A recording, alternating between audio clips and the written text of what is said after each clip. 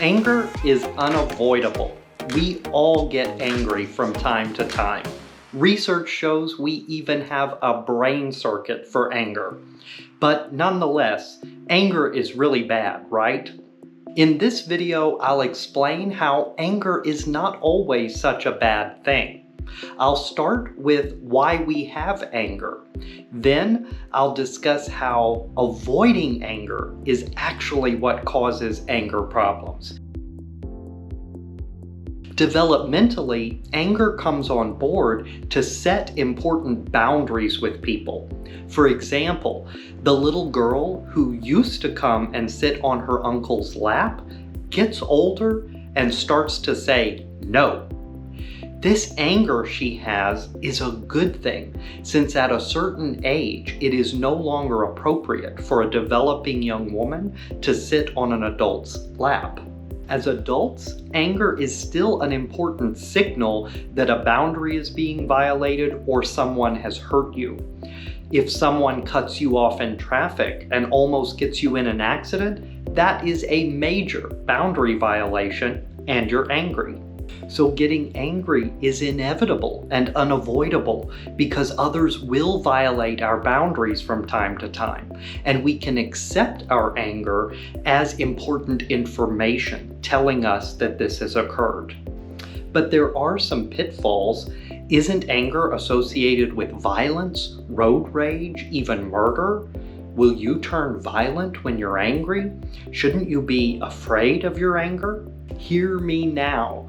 The problem is not the anger. The problem is so many of us are anxious about anger, and so we avoid it. There are two main ways we avoid anger when it's uncomfortable for us. One way is we stuff it, we suppress it, but then it gets stuck inside us. Research shows that suppressing anger is associated with all sorts of problems, such as depression, anxiety, and even chronic pain. It also leads to more anger. Suppressing your anger does not solve the boundary violation that made you angry in the first place. So in relationships, it can lead to getting walked all over repeatedly and building resentment. The second way we avoid anger is to discharge it, and this is how violence occurs. Here's how it works. Someone who is impulsively violent is so uncomfortable about their anger, they cannot tolerate feeling it. Instead, the moment anger comes up, they feel they have to do something to get rid of it. They yell, they punch a wall, they get into a fight, they start some violence. So a person who is impulsively violent is not so much angry, but overwhelmed with anxiety and avoidance of the anger. So when I say that suppressing anger is not good, I'm also not suggesting that you scream into a pillow or punch a wall. Of course, this kind of discharge does not solve the boundary violation that made you angry any more than suppression does. And for this reason, discharge also, like suppression, makes you angrier and angrier over time. Many people with anger problems vacillate between these two extremes.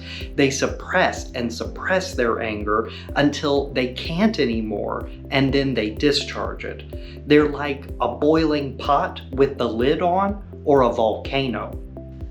So what should you do? What you want to do is to be able to understand that anger is sending you important information. Feel your anger without undue anxiety and without having to do anything at first. That is, until your anxiety about your anger is regulated, you're thinking clearly, and you can figure out what you want to do to address the boundary violation that made you angry in the first place. I hope you enjoyed this video. If you did, please give it a like, share it, comment, and subscribe to my channel. Thank you so much for watching.